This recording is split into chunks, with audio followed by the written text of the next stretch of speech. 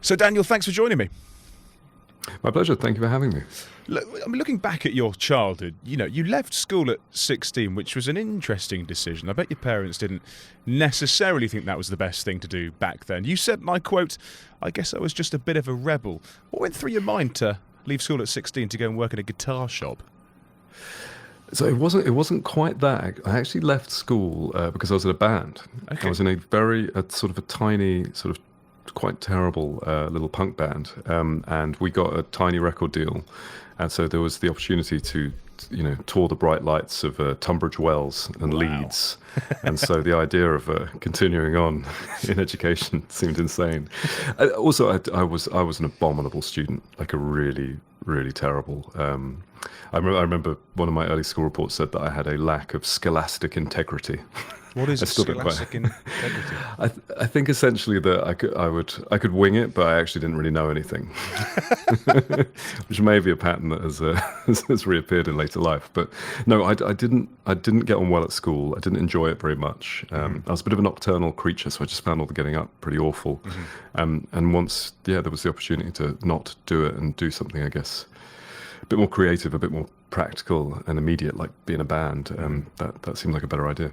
Because the band did make you a bit of money. You were making £100 a week. You had signed to the same label as Boy George. I mean, that is big bucks for a 16-year-old back then. What did you do with all that cash?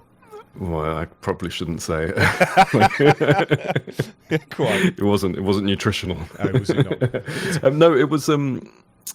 No, I felt like a millionaire. I also felt like a genius. Like all my friends were still plugging away at sixth form, and I was on the road with £100 in my pocket. So no, it was really exciting. But and the thing that was kind of cool about it was that I was suddenly immersed in a world of adults as a child. So I don't know, like a lot of the friends I made and experiences I had then, I felt like was sort of formative for me and sort of allowed me to maybe jump a few levels, if you like, in terms of my comprehension of how the world worked. So I really loved it, but it was also intimidating, and we were also like imbeciles and made a total hash of it and weren't very good musically either. So it was it could have gone a number of ways, and I'm fortunate it worked out all right. I mean, what did your parents say when you literally said, "Mum, Dad, I'm quitting school"?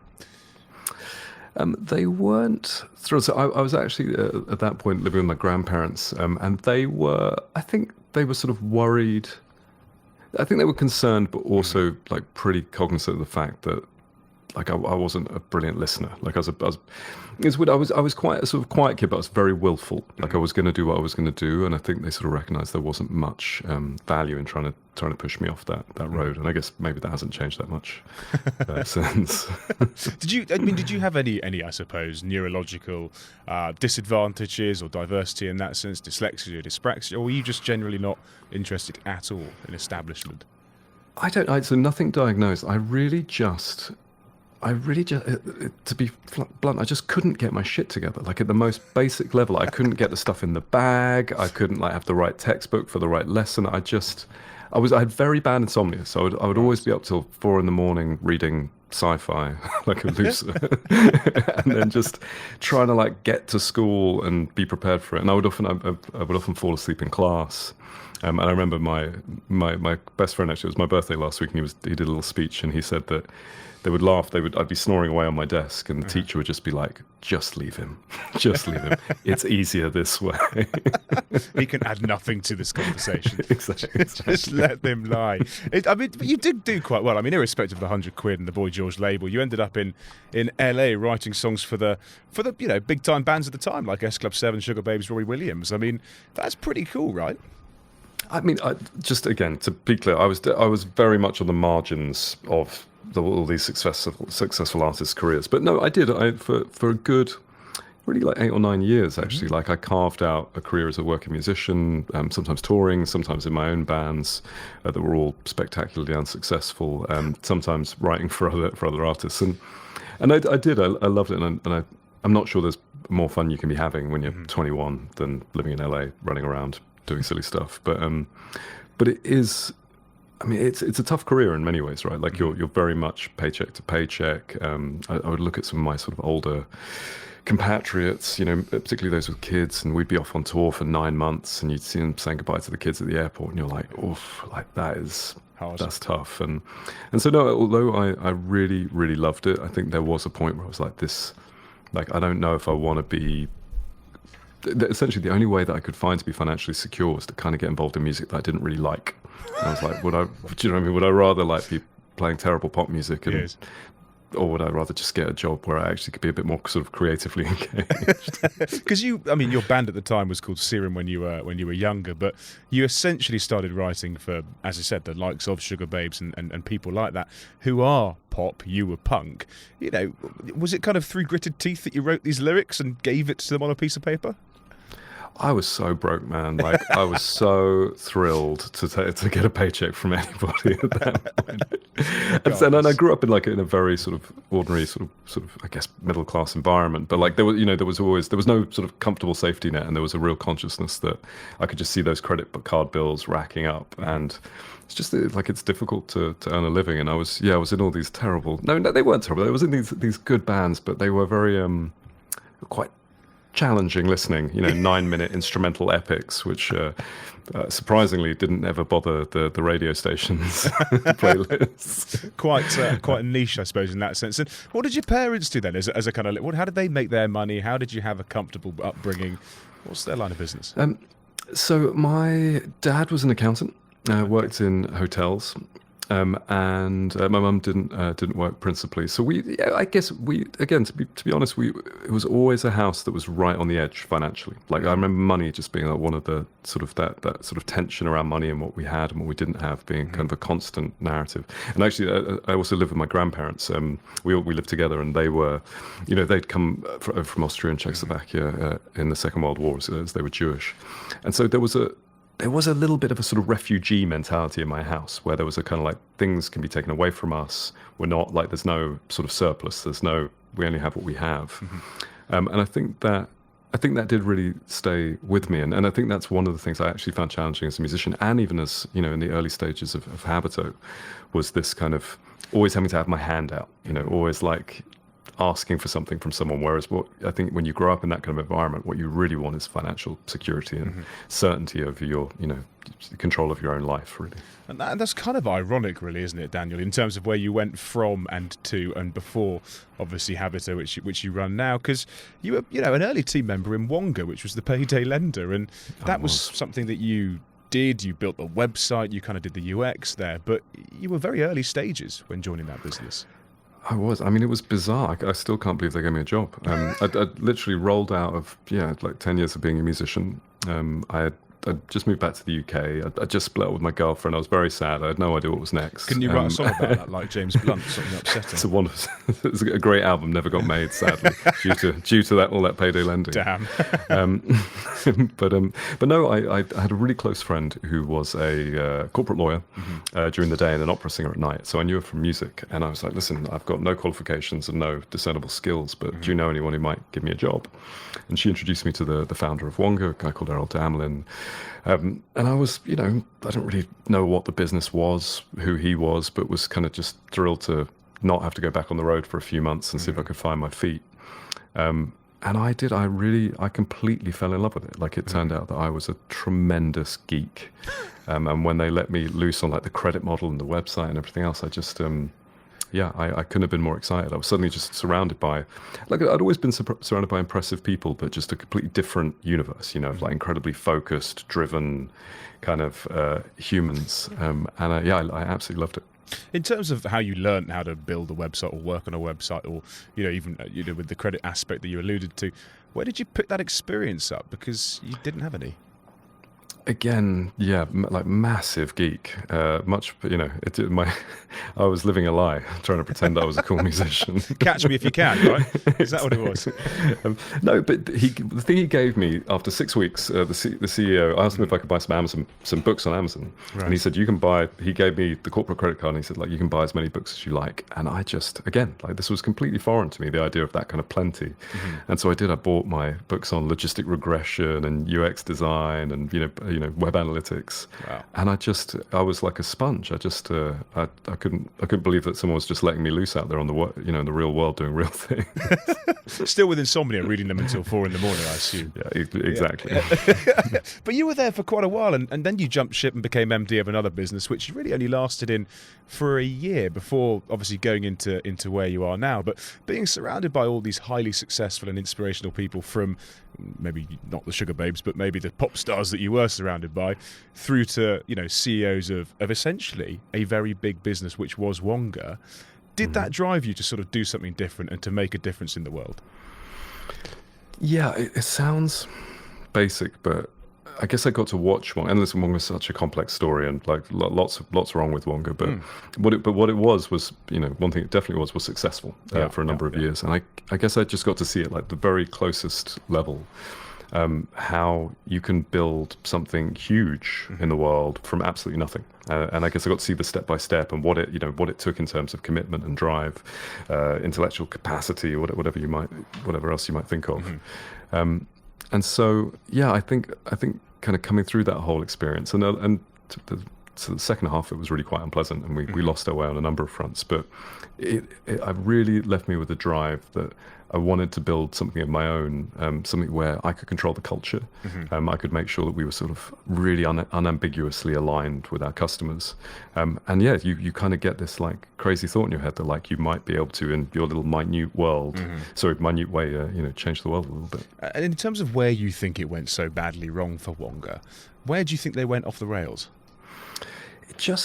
It was an unbelievably successful company. So we went from 4 or 5 of us to 1,000 of us in 4 years. Wow. And it was a business that just could not really come to terms with its own scale. So it was suddenly you're in 9 countries with 3 product lines, and it just and when that sort of meteoric growth comes with its own momentum and expectations from the outside world.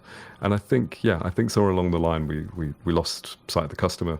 Maybe we lost sight a little bit of like the part that we were playing in the world more broadly. And I think became a little bit, we were under siege from quite early on because, we were seen as usurious and so on. And I think we let that siege mentality kind of sort of deaden us a little bit. I think we felt like we were at war.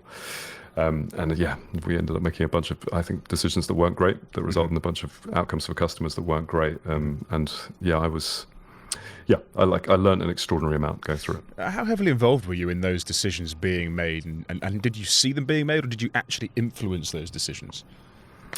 Like I was 25 when I joined Wonga, so I know I was still, I was moderately influential, maybe at points on certain topics, but no, I don't think I either was like perspicacious enough or sort of senior enough to have been like really.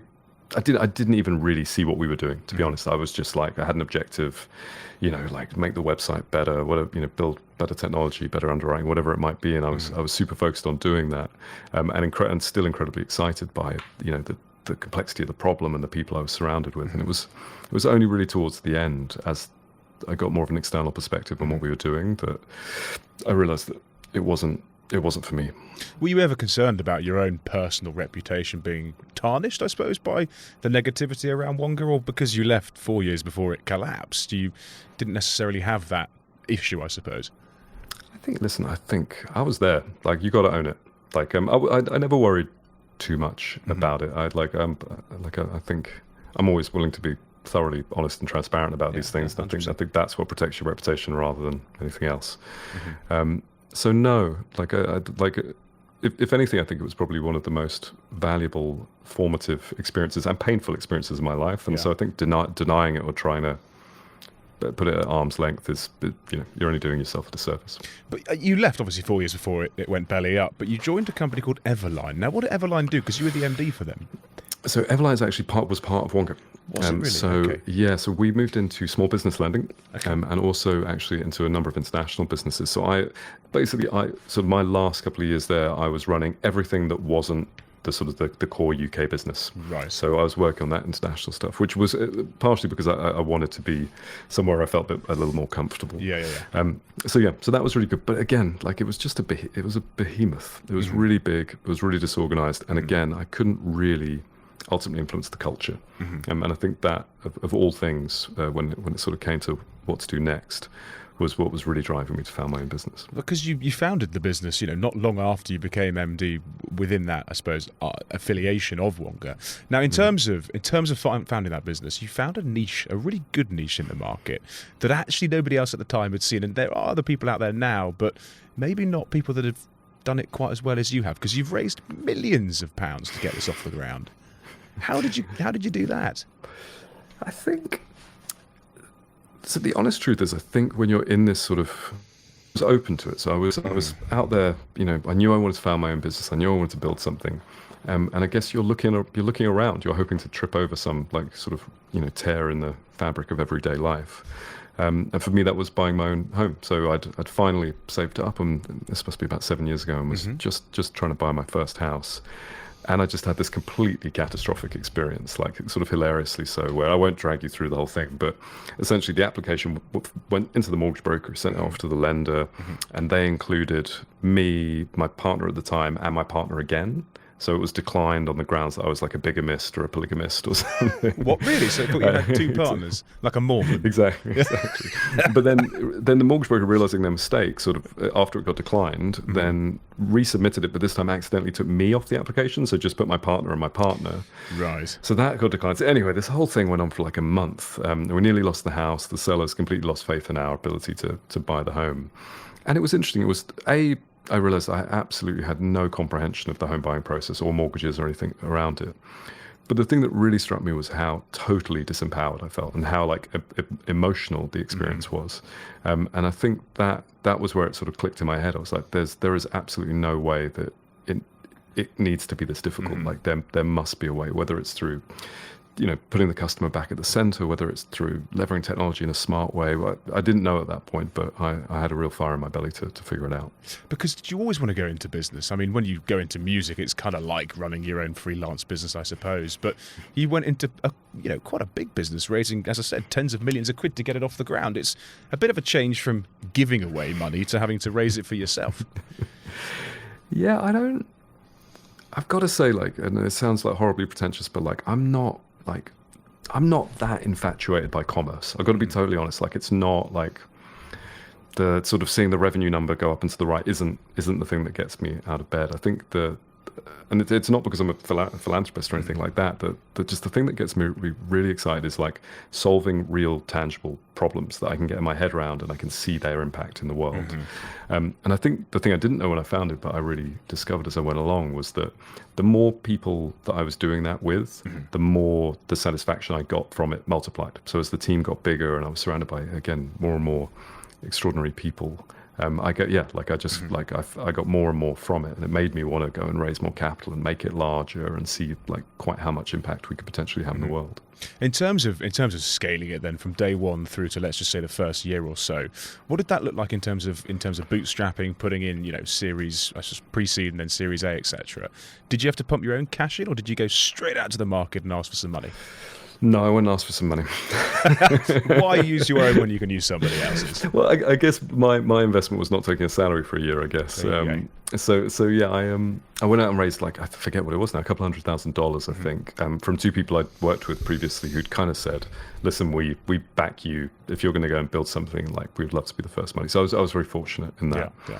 And then it was several months of me sort of sitting around in my flat in my pants, thinking really hard and worrying. You could be doing that right now, Daniel. We would have no idea based on the visual. I couldn't possibly comment. Good job there's not a mirror behind you.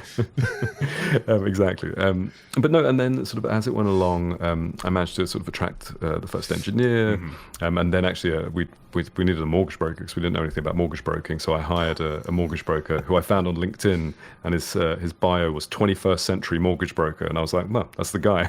so we took him, and essentially the three of us sat in my kitchen. In your pants? My kitchen table. Yeah, well, no, we at this point we were all betrousered. Donning the trow, yeah.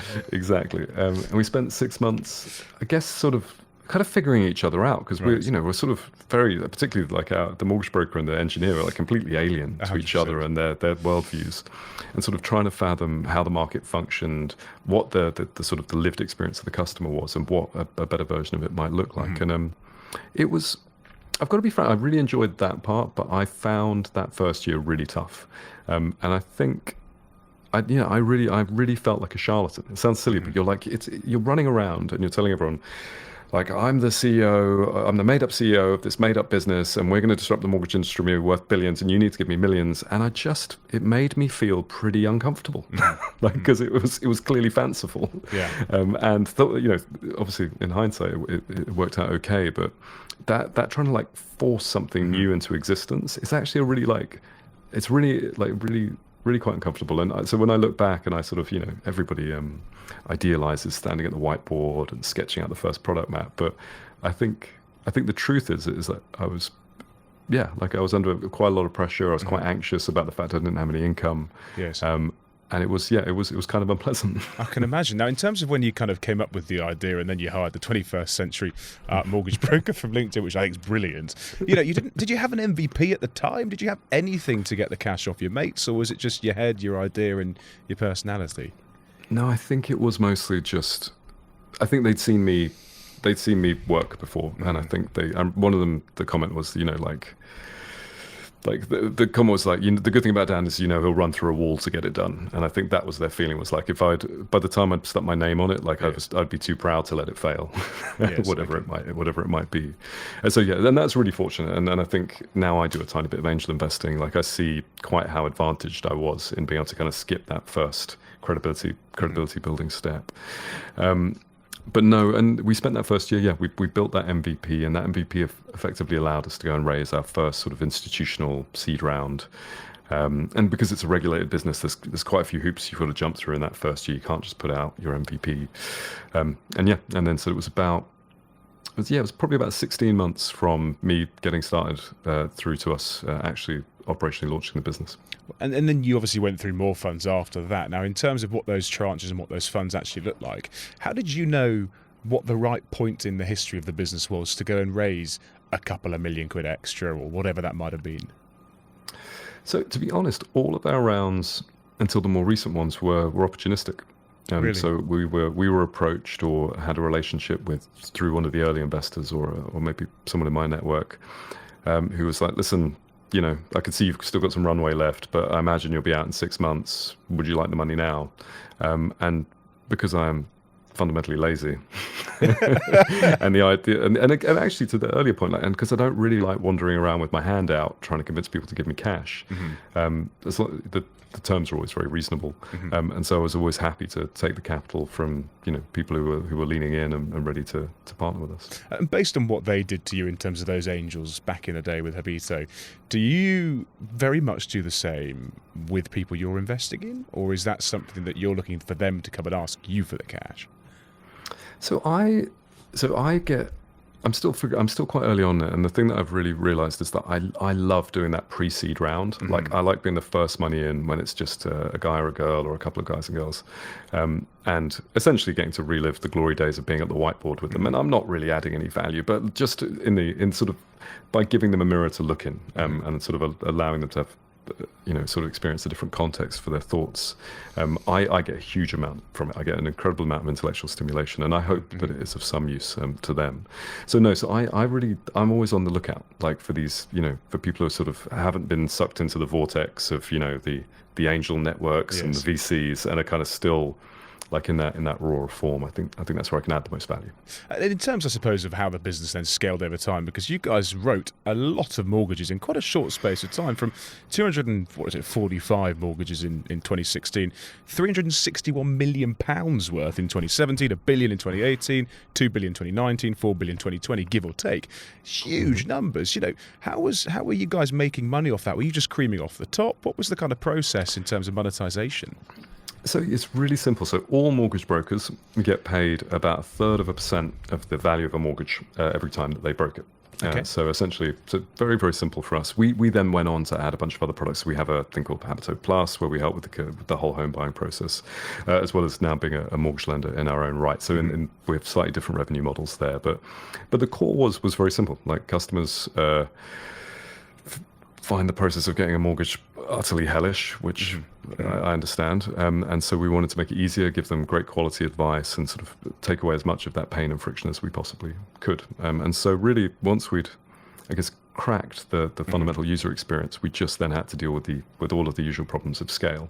And of course, as soon as anything's working at one level of scale, it's on fire at the next. And so, you spend a few years sort of turning around in circles, trying to put those fires out sequentially.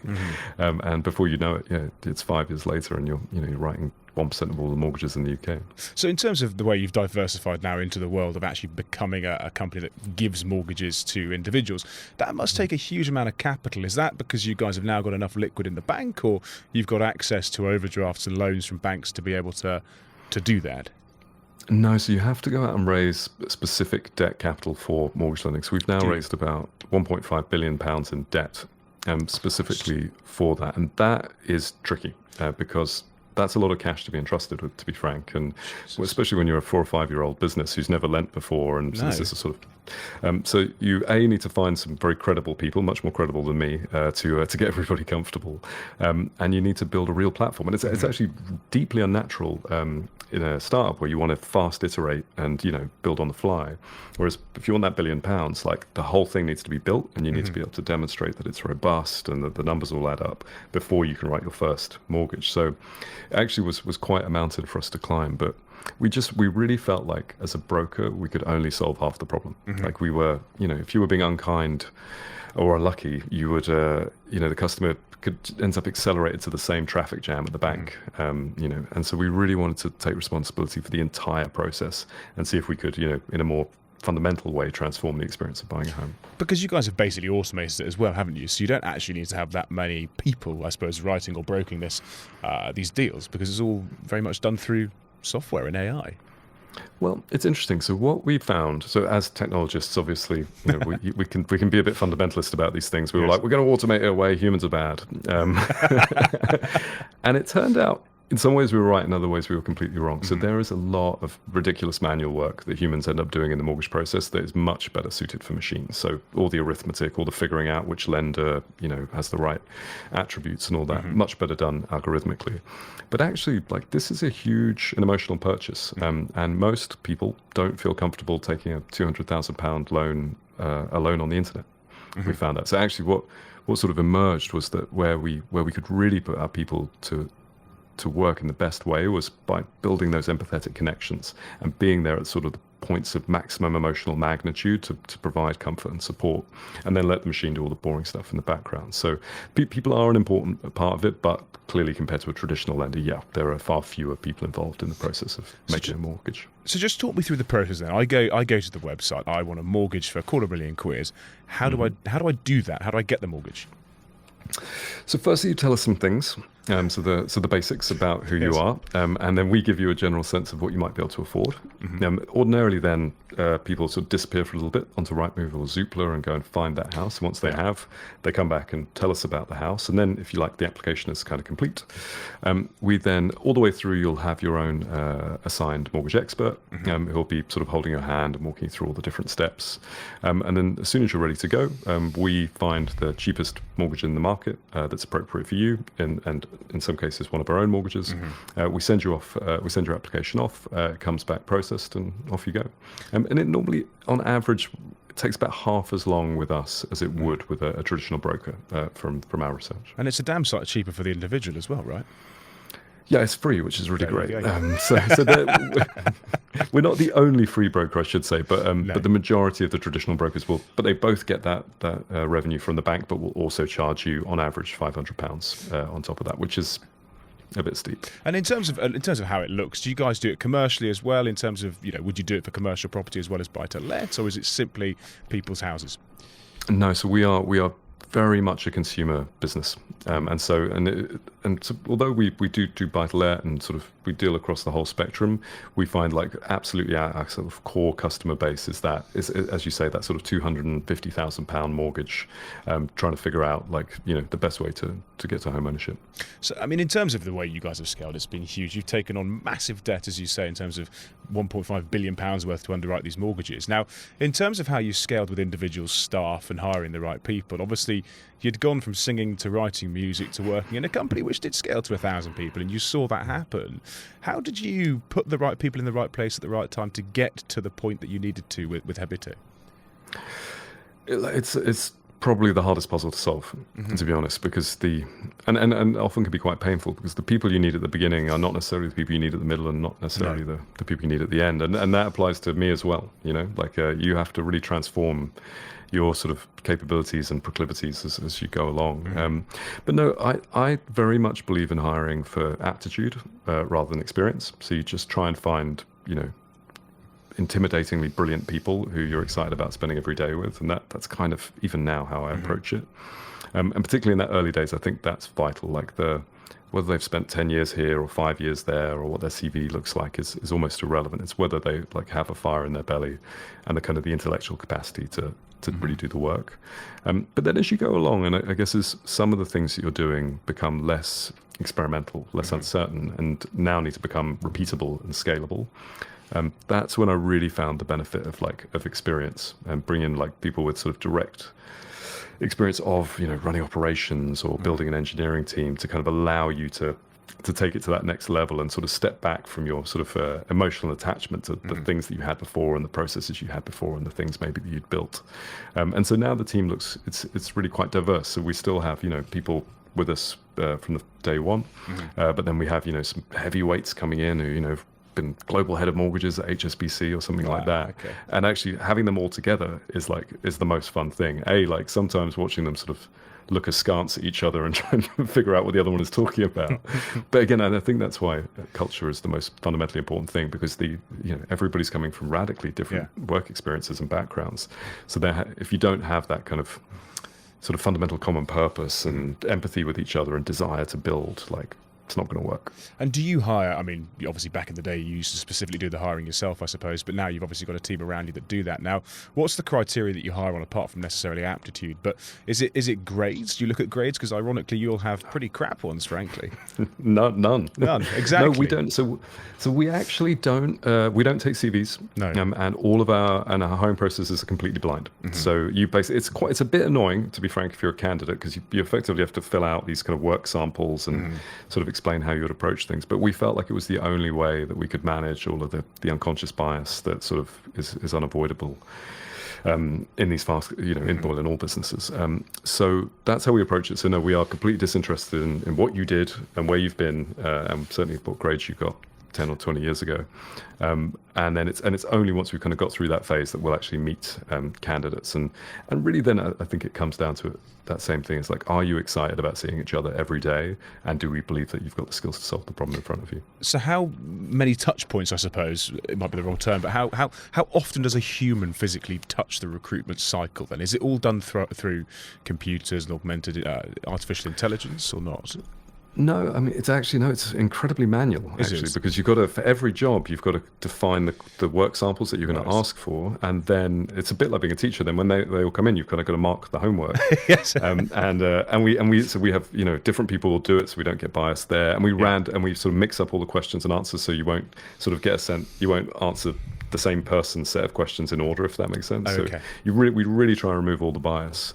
So it's very human. It just, we just avoid the human interface in the early days to rid us of the risk of bias. I mean, what I'm really interested in by yourself is that evidently you are an entrepreneur, quite by definition, but arguably you seem to have overcome quite a lot of mental hurdles, I suppose, because obviously you haven't had any money, for instance, when you were touring, but you didn't really care. You had a good time, but you got on with it. And again, you've taken out £1.5 billion worth of debt.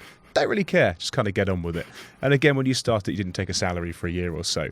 How do you, because so many people, A, couldn't do that, both because they haven't got the cash, but B, they just couldn't mentally stomach it. People can't get past that barrier of not taking an income. It's, do you know what, just being totally transparent with you, I didn't find it that hard at the time. Like I just never thought of myself as an anxious person, and I kind of just gutted it out, and I didn't really think that much about it.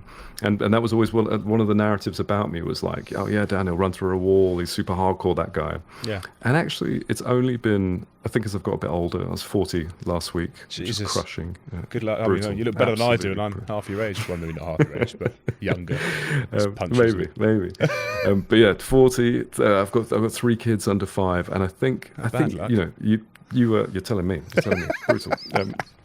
But I grew up a lot, and actually I think what I realized was that I actually was terribly anxious Yes. for a lot of the time back then, and even though I wasn't necessarily sort of mentally processing it in a healthy way, like I was just gritting my teeth and going on, and actually it's been that's been quite a revelation for me, and particularly now as I look at all the people I work with, making sure that making sure that I am open and vulnerable about the fact that I find it hard and I get anxious and I get exhausted. What we do is incredibly difficult. I think has allowed a sort of a new level of kind of intimacy for us as a business, and I'm thrilled that I managed to find my way there, and I'm not sure I would have if I hadn't sort of had kids and grown up a bit. And I mean, because in terms of when the pandemic happened, it affected a lot of individuals, a lot of businesses. It affected you guys. Revenues went down 70%. I mean, as if you hadn't kind of had it, I suppose, hard to start with by risking it all, you nearly lost it again. It was really awful. It was really awful because it was the multiplication of those two things was like, one, commercially we were horrified at what we were seeing in our numbers, and on the other side we were just like suddenly I'm looking at all these people I used to see every day, and now they're like just in little squares on Zoom, and you can see people were we forget a bit now, but at the time people were terribly afraid. 100%. Like afraid for their families, afraid for their livelihoods. We just didn't know what the future would hold, and I think it was a really big moment for us. And I think as we and we had to do some furloughing, and I think just being really, really direct about sort of our individual emotional states, and kind of having this sort of shared trauma in a way that I know we all had as a society, but within the community of Habito, obviously we had in our own way.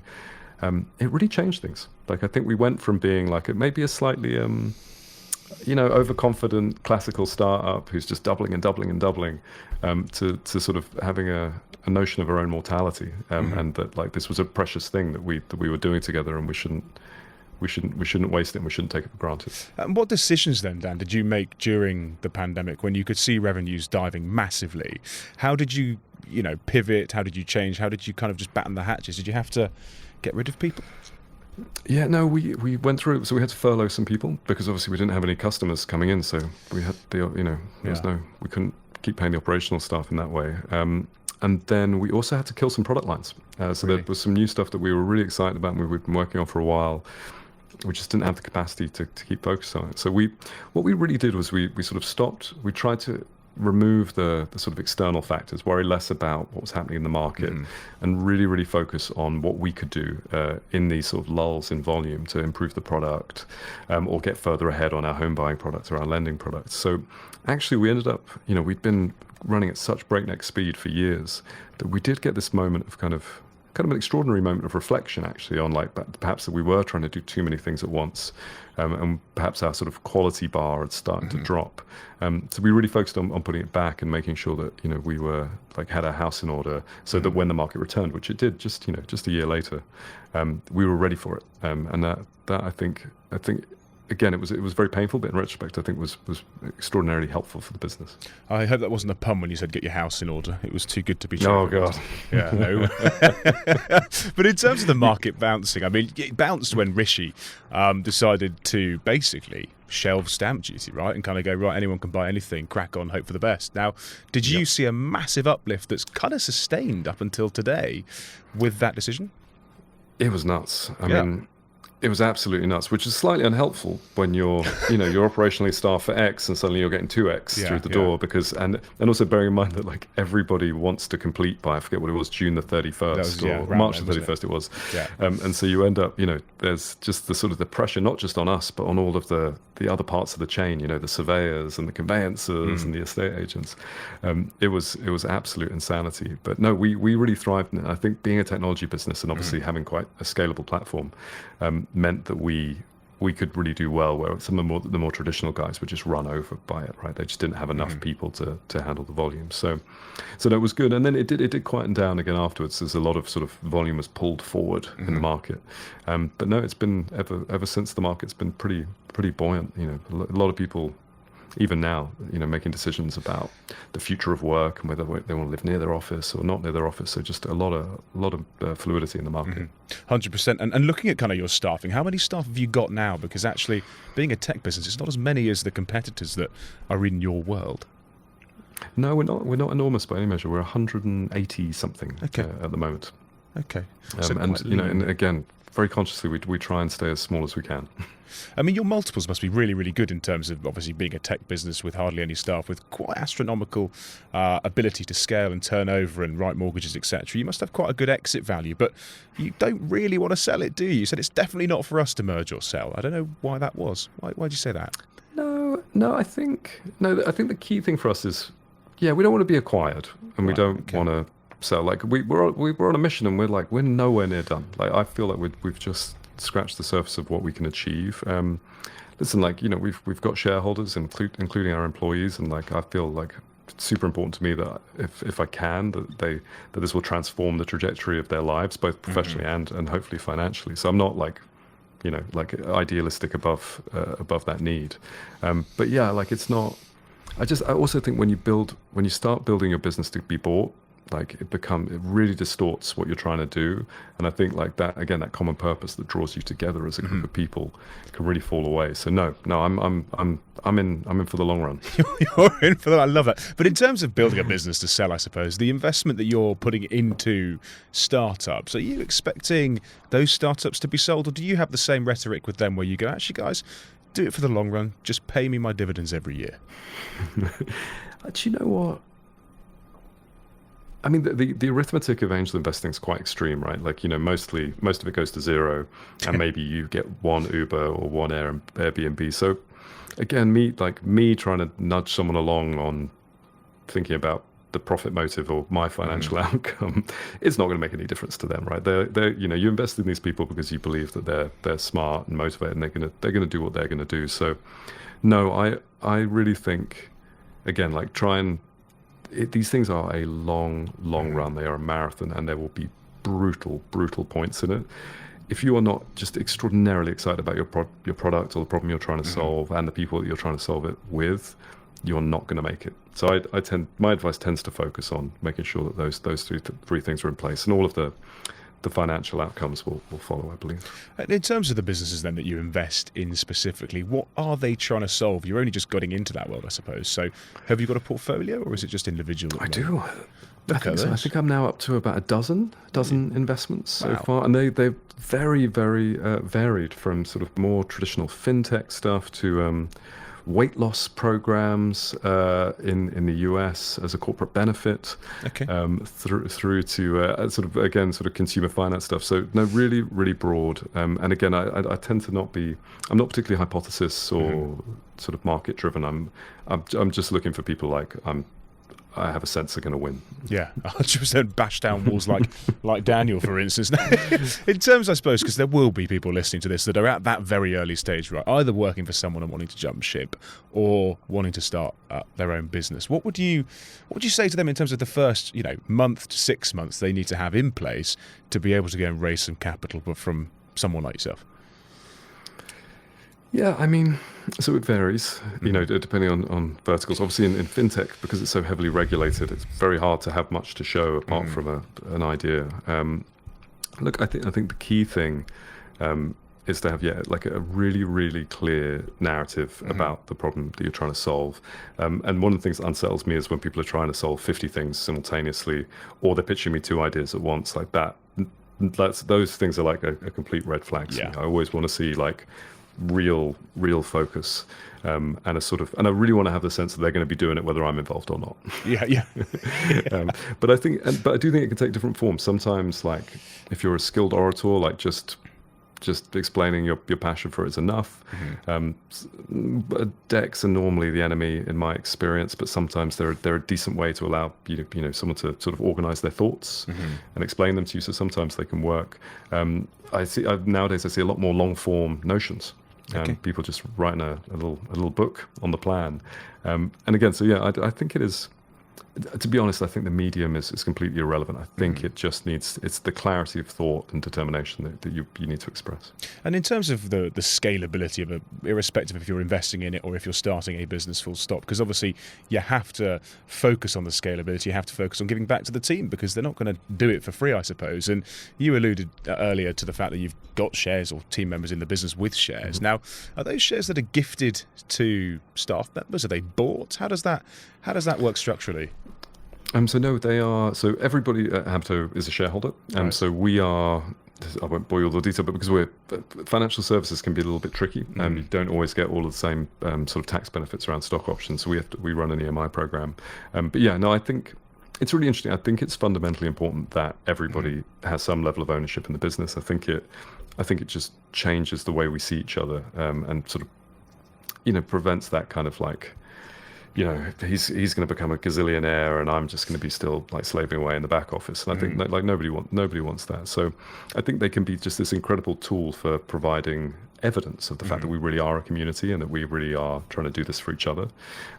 They are complex and not, and they can be, people can, it's a really funny balance and something that I struggle with sometimes, which is they also are very likely to be worth nothing. Particularly in the early stages of business. And so I would feel quite uncomfortable, being like, you're going to be a millionaire, like take a 50% pay cut. And so you have to strike this balance of being like, look, this is real potential for wealth creation. And I'm going to do everything in my power to make it happen with like, don't spend a penny of it. If you can't afford this to live on this salary, don't take this job. Like these are kind of long odds lottery tickets at heart. And I think finding your way, your comfort and making sure that you don't mislead people as to the certainty of the value of it, whilst not sort of denigrating them so much that they seem worthless to the employee. There's a bit of a challenge there. That is, and in terms of the early days, and I suppose you obviously gave shares to the, I suppose, founding members of Habito. Now, in terms of what that looked like salary-wise, can you remember what you put them on financially? Say the first 5-10 employees. Oh God, I wouldn't even remember. I mean, it was really variable actually, and it still is. Some people come in at market because we can afford it.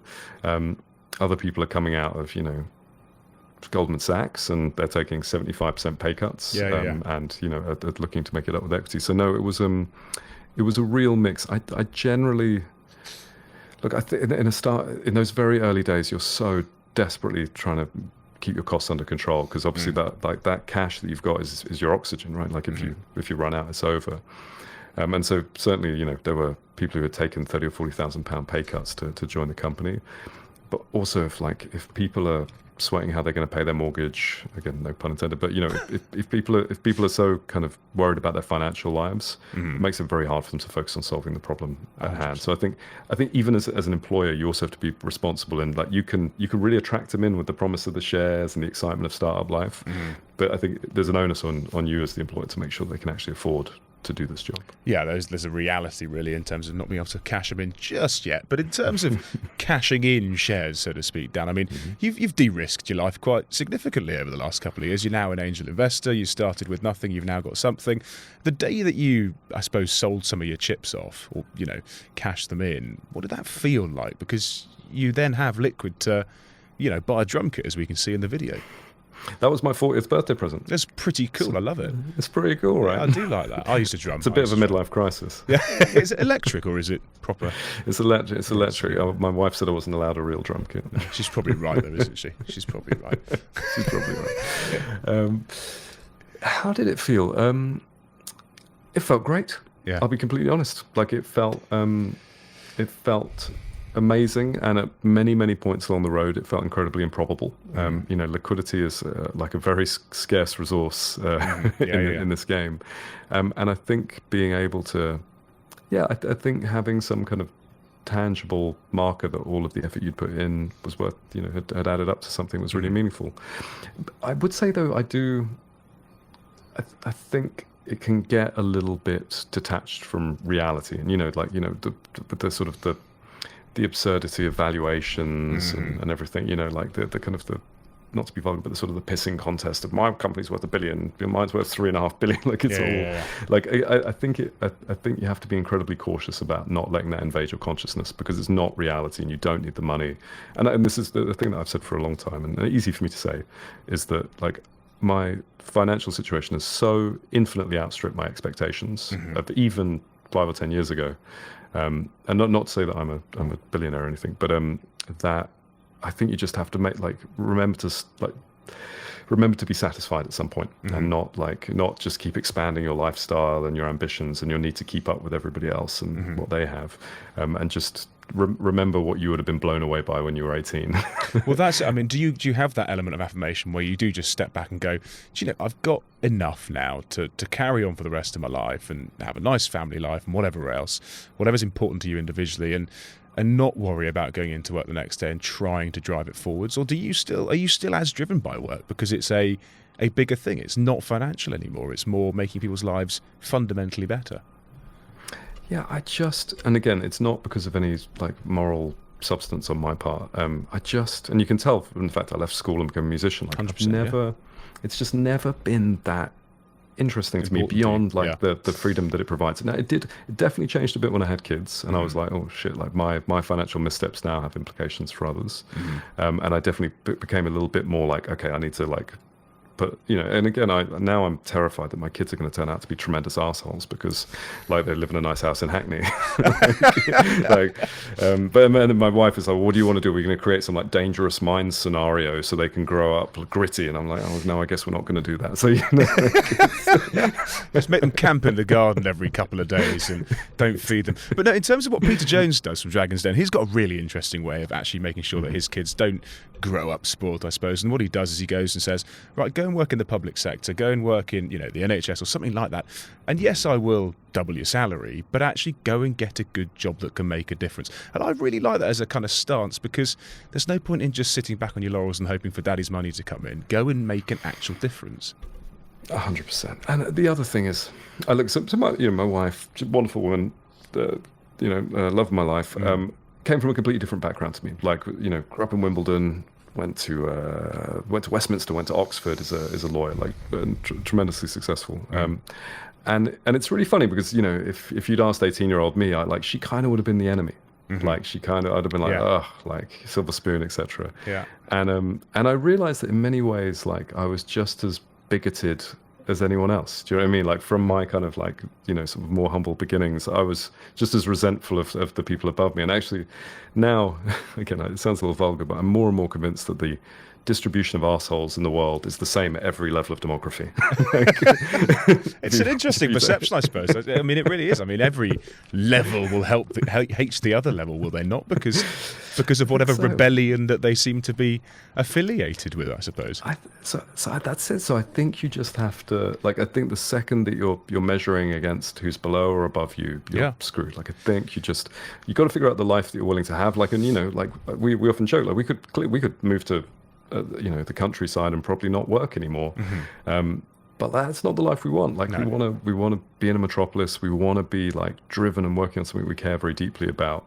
But that means that we're going to be working for the next 50 years. 100%. I mean, but looking at the analogy that you're saying in terms of people above and below you, I mean, it's the same in business, right? In terms of you have competitors, you have people that you're better than, people that you're worse than.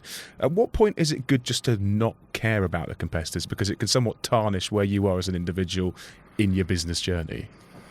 Yeah, I mean, again, it's that whole kind of extrinsic and intrinsic motivation thing. Yeah, I mean, I think it's incredibly dangerous, and like, and either the sort of the arrogance that comes from pulling ahead, or the insecurity that comes, and then the sort of trying to copy what they're doing, and you know, launching that product because they launched that product. Like, you really.